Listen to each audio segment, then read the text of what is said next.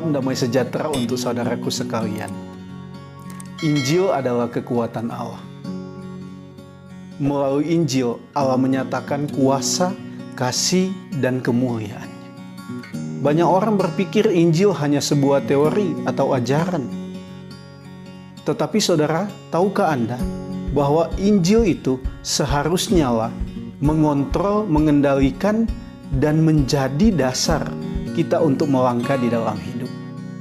Artinya hidup kita jangan sampai terpisah dengan Injil.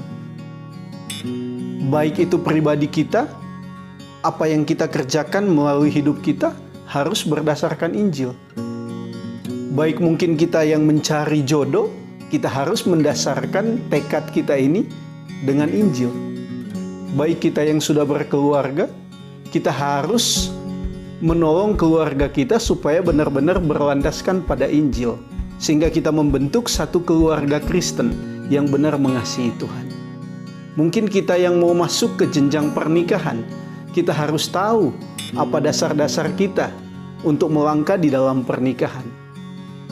Kita harus tahu bagaimana ketika mungkin kita dalam kondisi sedang mencari pekerjaan, bagaimana mencari pekerjaan dengan benar, dengan baik, yang sesuai dengan Injil Kristus. Bahkan juga dalam segala kehidupan kita. Bahkan ketika kita mencari komunitas, apakah komunitas di mana kita mau bergabung, itu hidup mereka didasarkan pada Injil.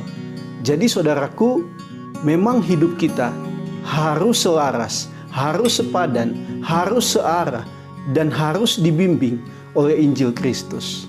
Jadi Injil bukan hanya sebatas pengetahuan, sebatas di dalam pikiran kita, tetapi Injil adalah kekuatan Allah yang mentransformasi hidup kita, supaya hidup kita semakin mengasihi Tuhan dan hidup menurut kehendak-Nya. Karena itu saudaraku, melalui channel ini saya rindu kita membahas hal-hal praktis yang kita bisa lakukan di dalam hidup, tentunya berdasarkan Injil yang Tuhan sudah berikan kepada kita. Bersama dengan saya, Olwin Rifigosal, dengan channel ini, Kekuatan Injil.